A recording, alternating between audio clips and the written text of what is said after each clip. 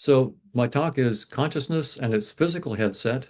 So most theories of consciousness that are popular today assume that space-time is fundamental and that particles inside space-time, elementary particles or objects made out of them, create more macroscopic objects such as brains, neurons, and these in turn create, if they have the right kind of structure and complexity, they will create our conscious experiences.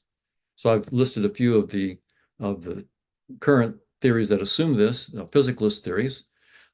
Some assume that they create conscious experiences, or others say there are no such thing as conscious experiences, but they create the illusion of conscious experiences.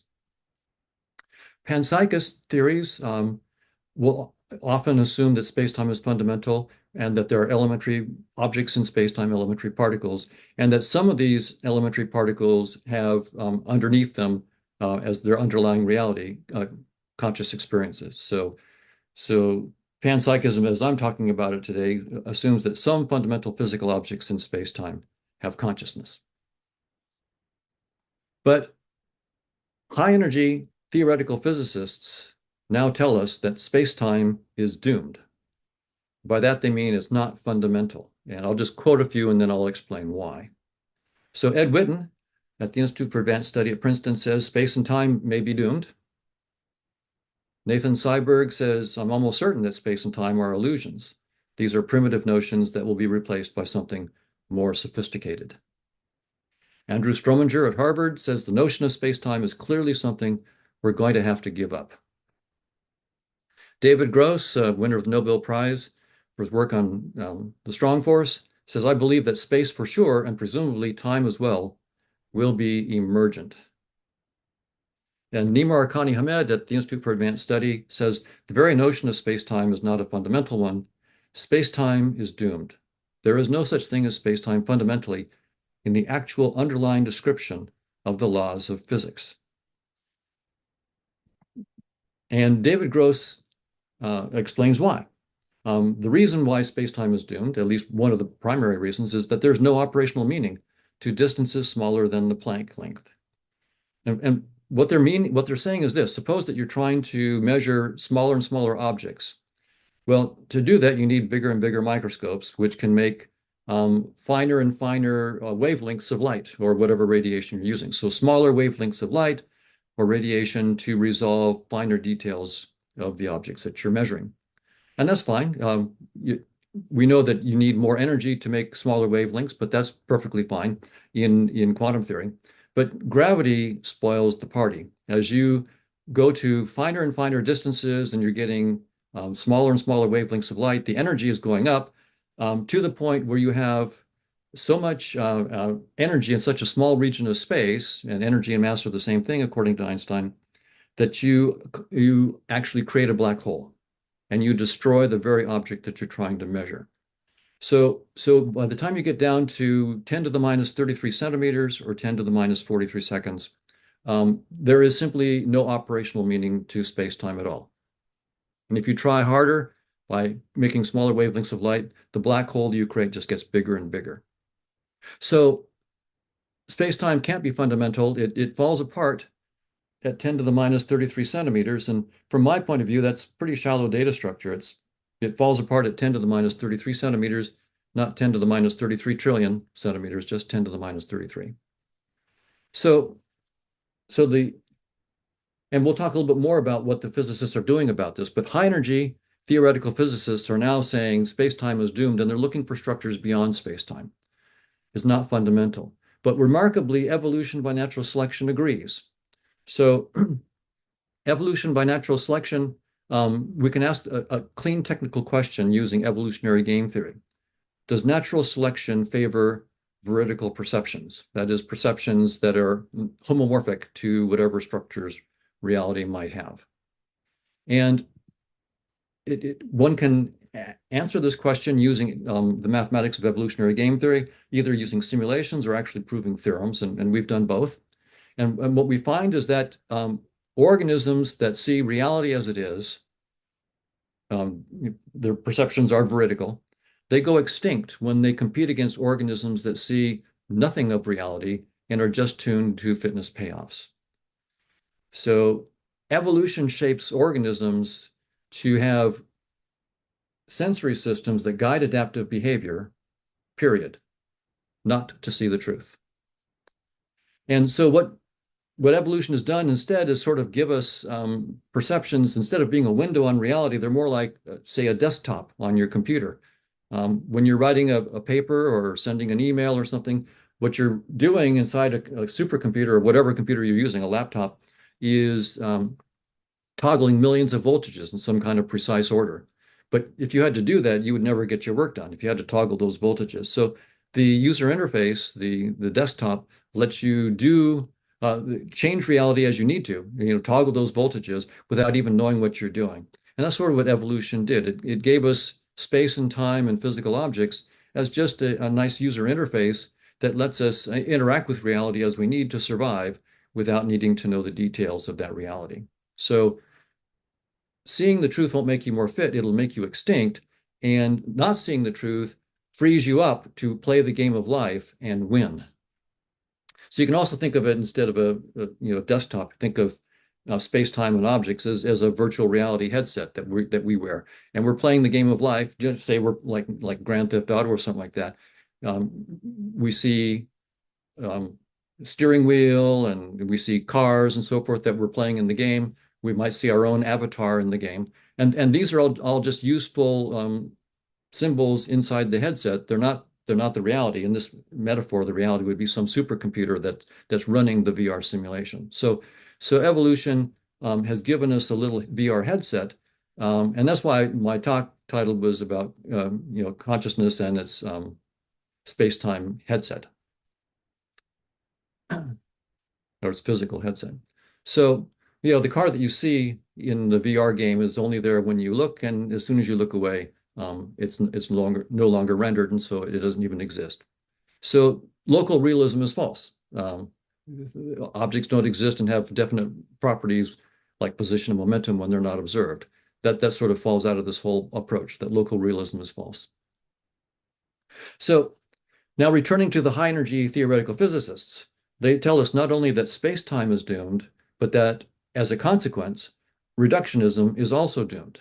And reductionism is the view that as you go to smaller and smaller scales of space, you find more and more fundamental objects and more fundamental laws governing those objects. That's reductionism, and it's been fantastically successful in certain aspects of science.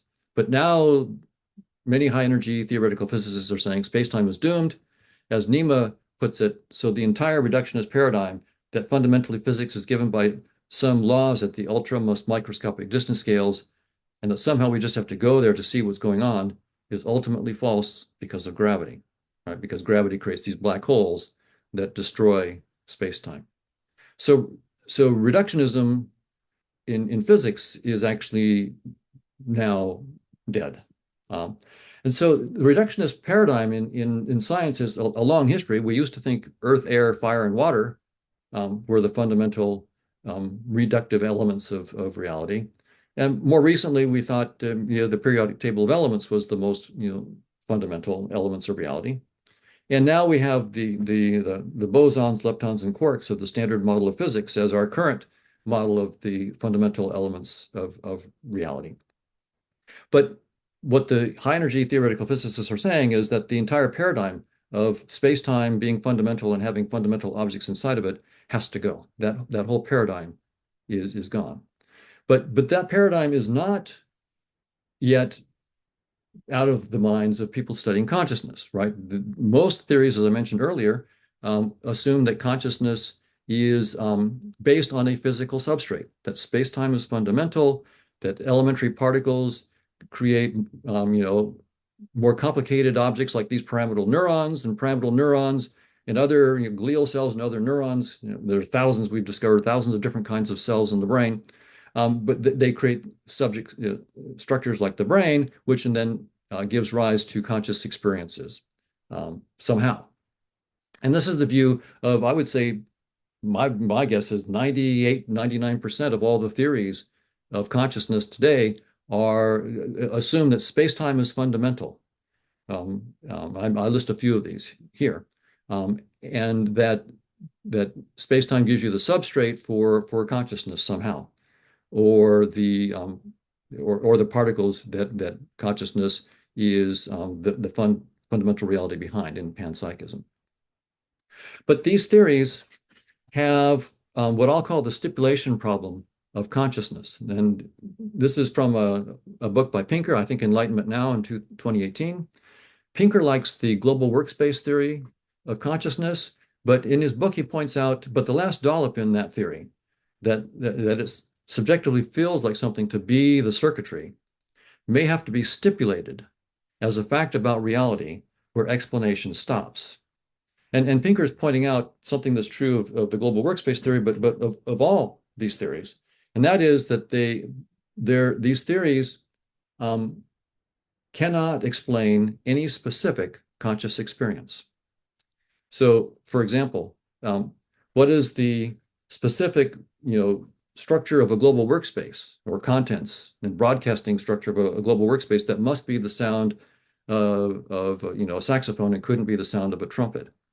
Or what is the pattern of integrated information, the so-called Q shape, that must be the smell of a rose and couldn't be the smell of chocolate or something like that? In every theory that you come up with, say the orchestrated collapse of quantum states of neuronal molecular tubules is Hameroff and Penrose's theory.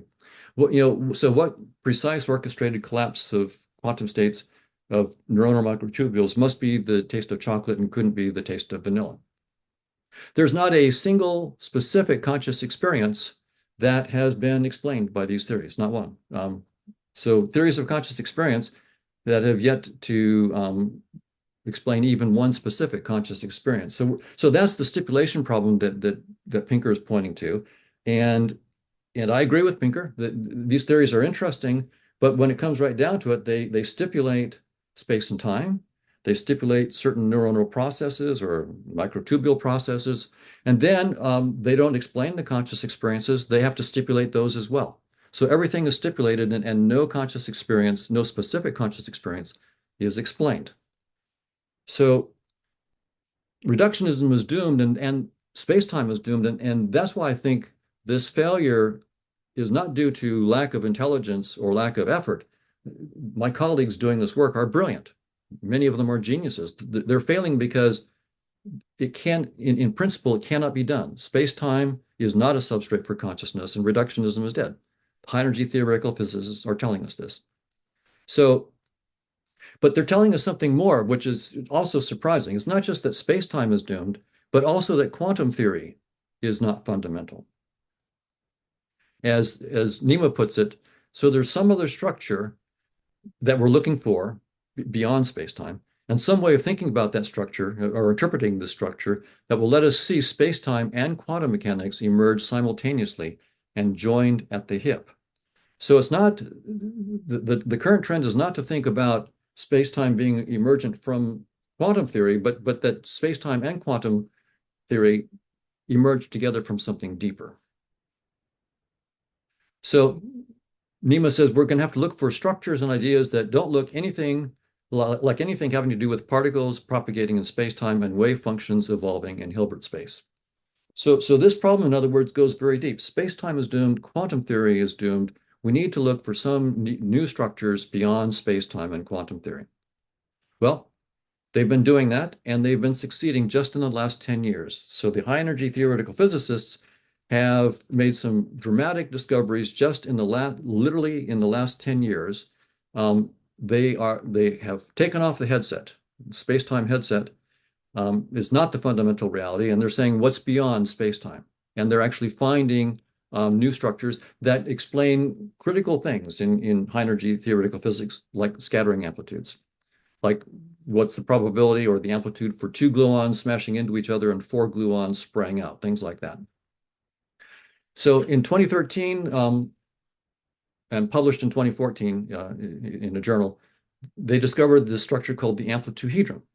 And this is a geometric structure entirely outside of space-time. It's not something curled up inside the extra dimensions inside space-time. It's utterly outside space-time.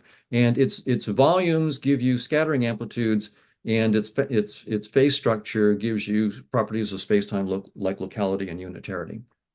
So, and they also have found, in addition to structures like the amplitude-hedron, they're finding combinatorial structures that classify the new structures outside of spacetime. In particular, something called decorated permutations, which are permutations in which each fixed point of the permutation can have two states of the fixed point. We can go into it if people have technical questions. So the idea is that space-time is not fundamental. Space-time is doomed if you're thinking about it as a fundamental structure. That's doomed. But beyond space-time, they're finding these geometric structures like the amplitude-hedron, associahedron, cosmological polytopes, and other structures. There's the so-called positive geometries. That's what the new field is called, the positive geometries outside of space-time. And then combinatorial objects like decorated permutations, especially decorated permutations, that classify these new positive geometries they're finding. But we're in an interesting position now. This is brand new. It's only in the last 10 years. So we've gone outside space-time. We've taken off the headset, and we're finding these new geometric objects, these positive geometries. But they're like the monoliths in 2001: A Space Odyssey, right? Where the apes they see this monolith, they're hooting and hollering, pounding on it. They know it's really important, it's meaningful, but they don't know what it means. And that's sort of where we are right now. We have all these, just in the last decade, found all these geometries outside of space-time, but no dynamical notion. What dynamics might give rise to these objects, and what do we mean by dynamics of beyond space-time? What kind of entities beyond space-time could we be thinking about? So we're in a very interesting position here. And as a result, the European Research Council just has recently announced their Universe Plus project. I think they put 10 million euros into it so far on positive geometries in particle physics and cosmology. Here's part of the announcement, and I'll just put up some quotes. The project seeks a new foundation for fundamental physics, ranging from elementary particles to the Big Bang, revealing a hidden world of ideas beyond quantum mechanics and space-time. And these novel geometric objects recently discovered by theoretical physics hint at new mathematical structures. Combinatorics, algebra, and geometry have been connected to particle physics and to cosmology in an entirely unexpected way. Leveraging these advances, the team will launch the field of positive geometry as a new mathematical framework for describing the laws of physics. And as it happens, this week is the launching mathematical conference. So it's in Germany this week, and more than 100 mathematicians and mathematical physicists are launching this new endeavor to understand these positive geometries outside of space-time. So space-time is doomed.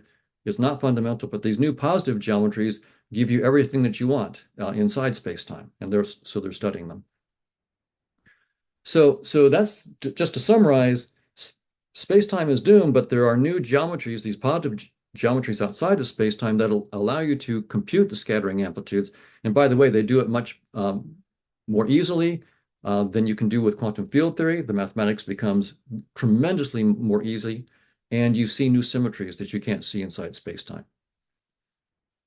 So now to my theory of conscious agents with my collaborators, Chetan Prakash and many others that I've been working with. But I'll talk about, these are conscious agents now that are assumed to be outside of space-time. And so our big picture is this. Almost every theory of consciousness to date has assumed that space-time is fundamental and that it somehow provides the substrate from which consciousness emerges. We're saying our best physics and our best evolutionary theory tells us that that can't be right. Space-time is doomed. It is not fundamental. It is not the substrate for consciousness. It's in fact just a headset. So if we want to have a theory of consciousness, we need to have a theory of consciousness qua consciousness on its own terms, not as emergent from space-time. So we're proposing a dynamical system of conscious agents, a Markovian dynamical system, and we can go into the details of why. But this is not inside space-time, it's entirely outside of space-time. So we think about it as like a big social network of conscious agents entirely outside of space-time. And our task will then be to analyze the dynamics of this and show how space-time emerges from this dynamics, because we have to make, of course, empirical predictions, and we can only test empirical predictions inside space-time, inside our headset. That's all we can see is inside our headset.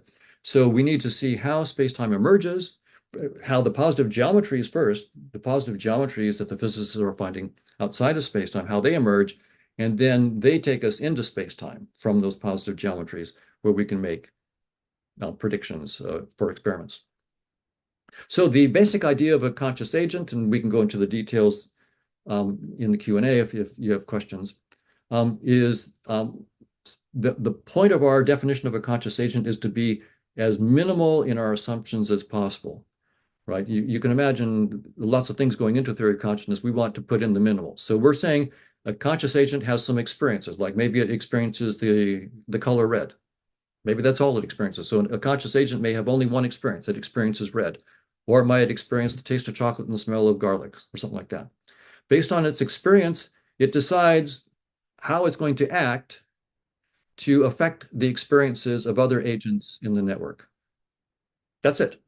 So you have experiences, and then you decide how to act on and influence the experiences of other agents in the network, and they in turn act on your experiences. That's it. That's all we assume. So we're not assuming learning, memory, problem solving, anything like that. We're just assuming this very, very simple structure. And I should point out that the Markovian assumption is quite general as well. Any probabilistic process with a finite history, as big as you want, but as long as it's a finite history, can be modeled with Markov chains. You hear that Markov chains, your current state, your next state is dependent only on your current state. True, but your current state could be made as big as you want. It could be made arbitrarily large. So these are the only limitation on a Markov dynamical system is that it's not an infinite memory. But our universe has only a finite history, so infinite memory is not needed. So again, a theory of consciousness must explain tons of stuff. Here's a little wish list of things it must explain. But all we've picked out is a couple things. Qualia and actions, basically the ability to have qualia and the ability to act on the qualia of other conscious agents. Everything else here we have to explain. So we're not assuming it, we're going to have to explain it. But no problem in principle, because it's trivial to prove that conscious agent networks, these Markov networks, are computationally universal. So anything that can be done with a neural network can be done with a conscious agent network. And actually, they're not limited to computation. For technical reasons, if you're interested, we can go into, they can actually do things beyond computation. So one of the interesting things that you can do with this theory of conscious agents is study the social networks of conscious agents and look at how they interact and how they relate. And we have a nice notion of observation that comes out of this. And just to hint at that notion, I'll show you this little. Here's a agent that can only see 9 different colors, right? And I'm actually running a Markovian process in which each color that gets bigger is the color that the agent is seeing right now. And then you can sort of look at this and see, well, if I see red now, what's the probability that I'll see green next, or blue, or yellow, or whatever. So it's governed by some Markovian dynamical system. And so these 9 colors are just the 9 possible states of the Markov chain. But now you'll see that I sort of darken out 5 of them sometimes and only pay attention to these 4.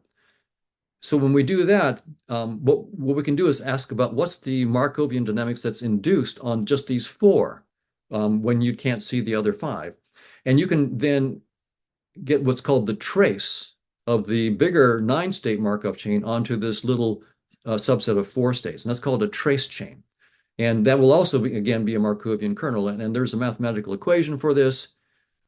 If P is the Markovian kernel, and I've sort of schematically shown the kernel as a big box there. So P is the box, it's a square matrix. And I want to take the trace on A. So A is a subset, a subset of states of P. Then there's the little formula. So there are these submatrices that I've labeled A, B, C, and D.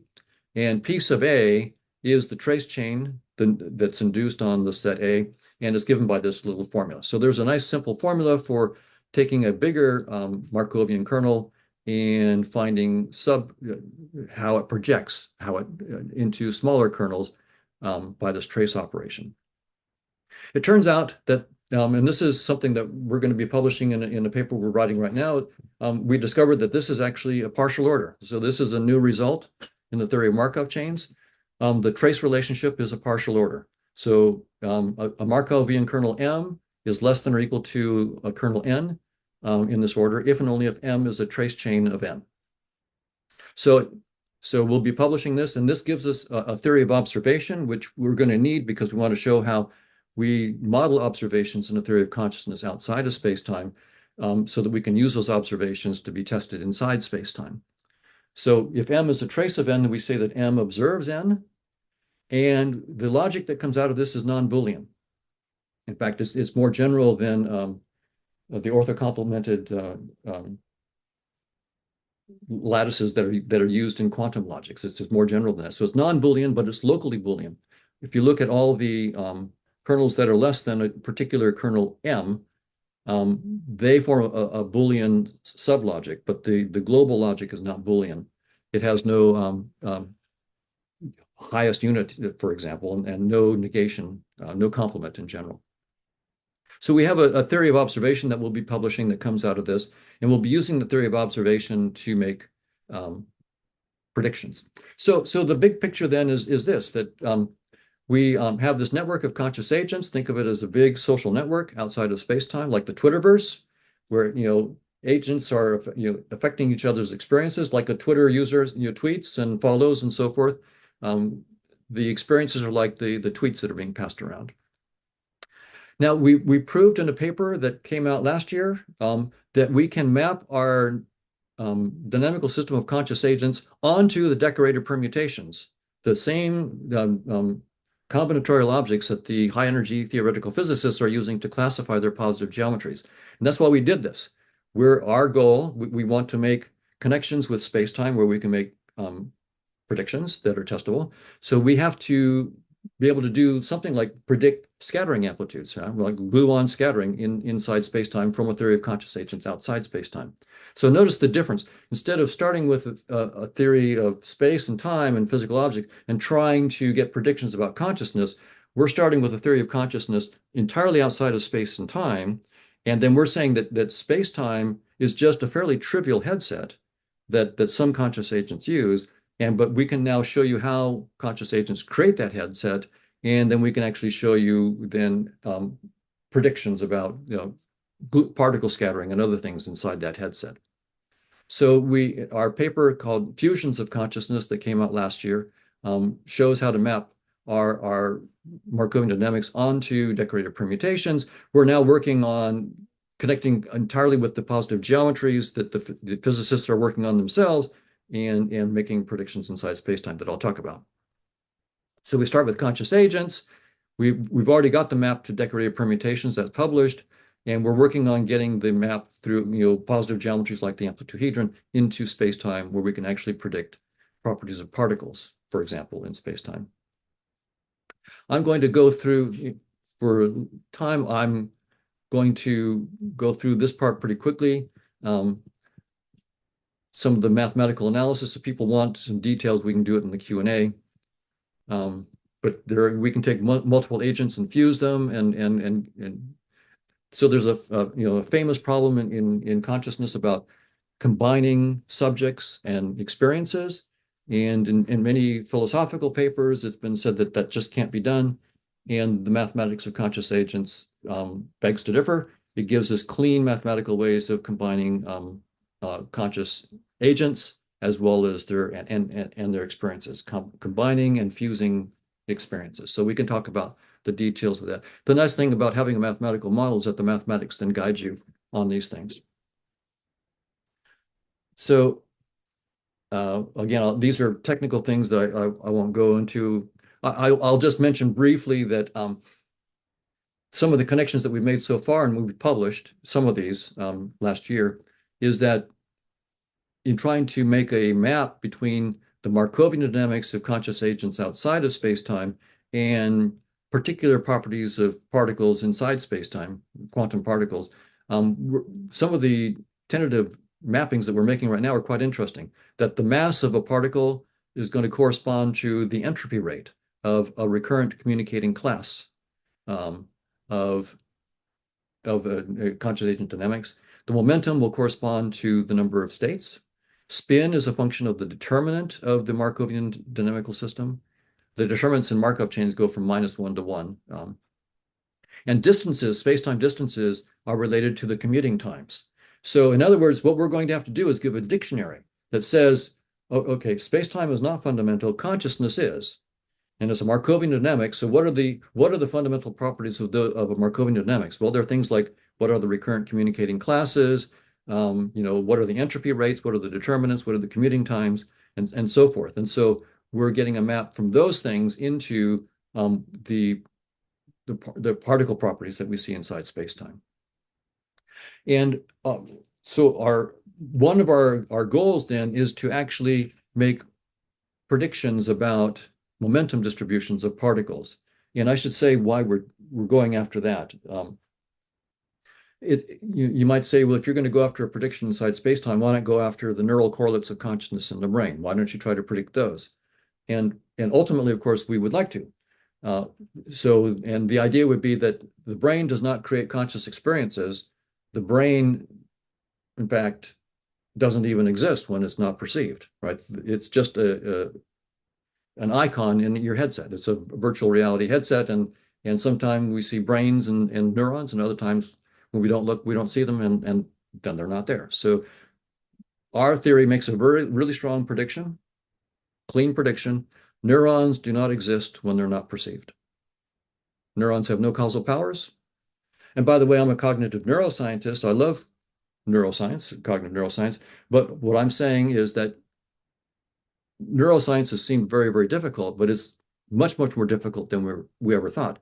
86 billion neurons and roughly the same number of glial cells and many thousands of different kinds of cells seems complicated enough. But what we're saying is the brain is just a user interface symbol of some reality that's much, much deeper and much, much more complicated. So we're going to need more funding for neuroscience, not less, because we thought we see neurons and that's all we have to deal with is neurons. No, neurons are just the interface representation of a much, much more complicated reality. So neuroscience is going to be far more complicated. So I don't want to start there and trying to make my predictions. We're going after fundamental particles because there's lots of data about them from colliders, and because that's the simplest thing inside our headset that we can go after, which isn't to say it's simple, but it's the simplest thing. So, matter, as you know, is made of molecules, which is made of atoms, which are made of nuclei and electrons, and the nuclei are made of neutrons and protons, and neutrons are made of an up quark and 2 down quarks, and the proton is made of 2 up quarks and a down quark. And when you look inside a proton at various spatial and temporal resolutions, what the physicists call, for the spatial resolution, they call it Q squared, and the temporal resolution, they call it Bjork and X. So as you look at various Q squared and Bjork and X, you see at the lowest resolution inside the proton, you see the momentum distributions of the particles you see is dominated by 3 valence quarks, the 2 up quarks and a down quark. As you increase the resolution in space and time, you start to see what they call a quark sea.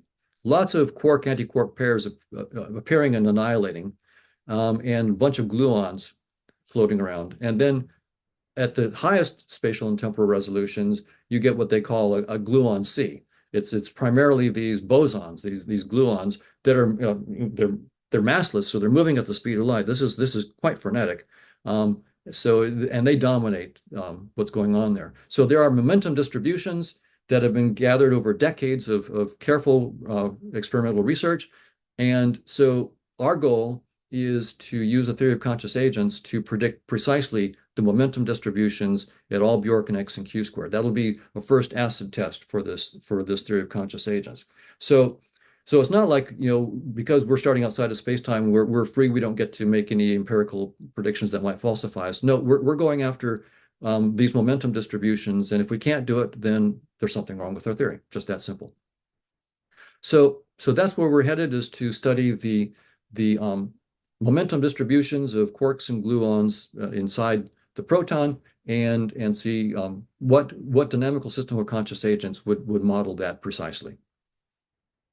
So for those who want to see a little bit more background of what I've been talking about here, we have a paper, Fusions of Consciousness, where we introduce the map from Markov chains to decorated permutations. So that's a new contribution to the theory of Markov chains, but it's also critical to us doing this empirical test of our theory, where we go from Markovian dynamics through decorated permutations, through the positive geometries, into space-time, where we can make the explicit tests of our theory. So I want to give thanks to a number of my collaborators. I would especially give thanks to